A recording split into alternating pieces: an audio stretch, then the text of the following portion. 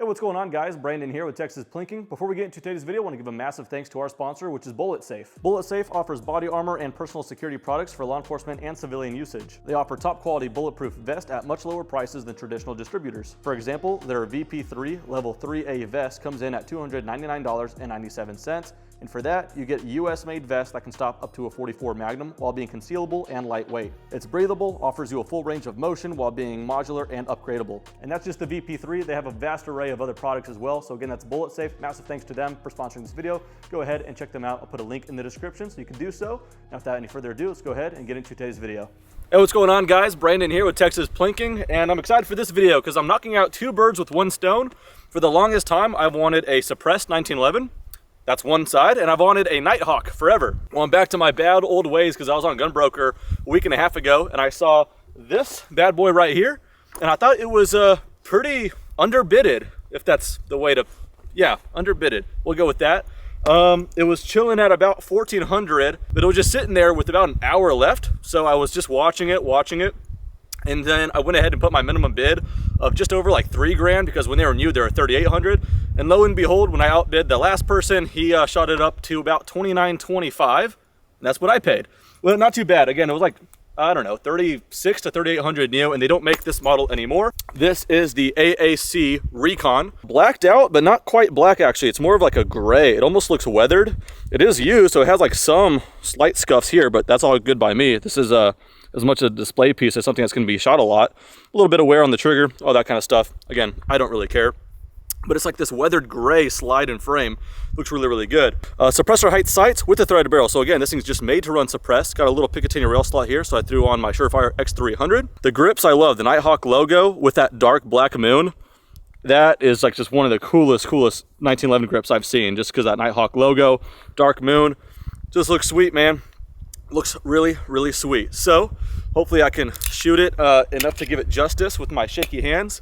But real quick, let's just go ahead and talk about, it's not a review, but we're just gonna go ahead and talk about the tactility of it. First off, the slide, just the fit and finish of that slide. Ain't no rattling with that one. The tactility of just the safety, which is only on the left side, but that's cool by me because I'm a righty. Very, very nice and clicky, as you'd expect. And the trigger is, I would just say, just about perfect for this type of gun. 1911s are always gonna have really good triggers. It just breaks like glass, but pretty damn light too, like lighter than a traditional 1911 by quite a bit. So it's just the perfect trigger for this type of gun, in my opinion. But just that brand, that logo and everything just got this prestige to it. Their motto is one gun, one gunsmith. So from beginning to end, one guy and one gunsmith makes the whole thing. So sees it from start to end. And hopefully this won't be my last. They make double stack versions as well, 45 ACP and 9mm, integrated comp models that allow slide cuts for optics, all kinds of stuff. This one, for my first Nighthawk, hopefully I have quite a few in the future. I'm pretty happy with it. Let's go ahead and get shooting. All right, let's go ahead and gain some confidence on the silhouette here. That felt good. Off to a good start. All right. Hell yeah. That's nice. Now that threaded barrel, like I said, is begging to be suppressed.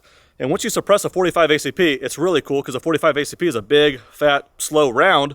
Slow relatively, but it doesn't break the sound barrier. So the only sound you really hear is the muzzle blast and the slide. So that slide.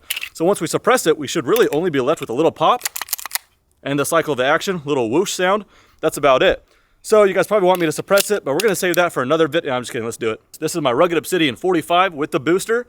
So we should all be squared away. Let's go ahead and just put one in the dirt real quick, just to get a sound idea on this. Hopefully it cycles and all. I just cleaned that suppressor, as you guys can tell from all the smoke show. Damn, that's quiet. Looks like it cycled. So, as fun as it is to shoot steel, and we will in a second, that steel's gonna be way louder than the gunshot itself. So, I hope you guys appreciate my seasonal targets right here. A little late with the pumpkin, so let's go ahead and do away with that one first. Going right through.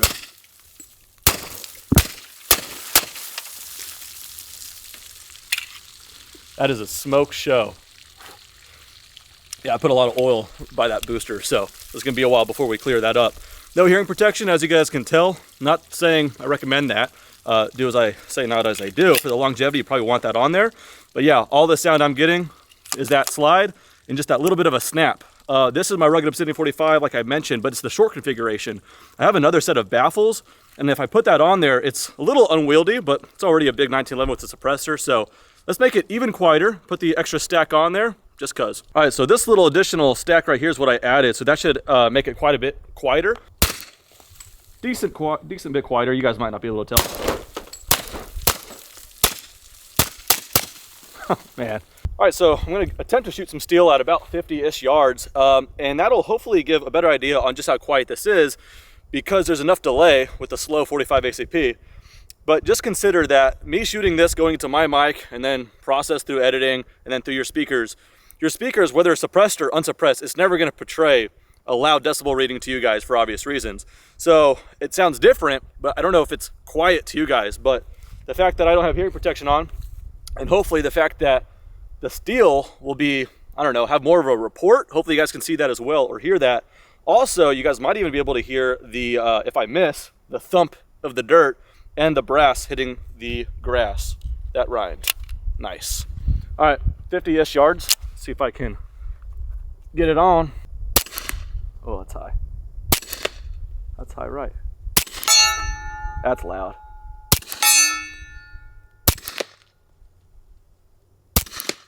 Oh, I'm right. Okay, holding a little left.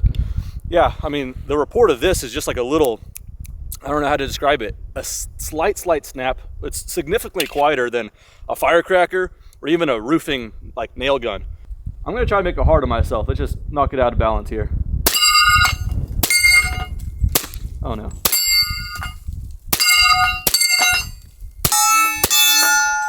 Damn, all right. I'm gonna jump the gun here. Go ahead and call that my favorite 1911. And that's saying something, because I love 1911s.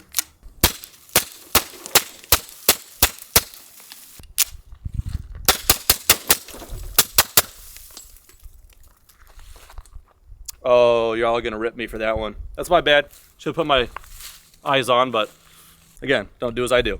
Yeah, AAC Recon from Nighthawk. Some of the nicest 1911s ever. I've shot a buddy's once, and don't ever do that because you'll eventually start buying stuff yourself. That's what happened. Anyway, the Nighthawk AAC Recon. Hope you guys enjoyed it. Expect to see it some more in the near future. Thanks for watching. See you guys next time.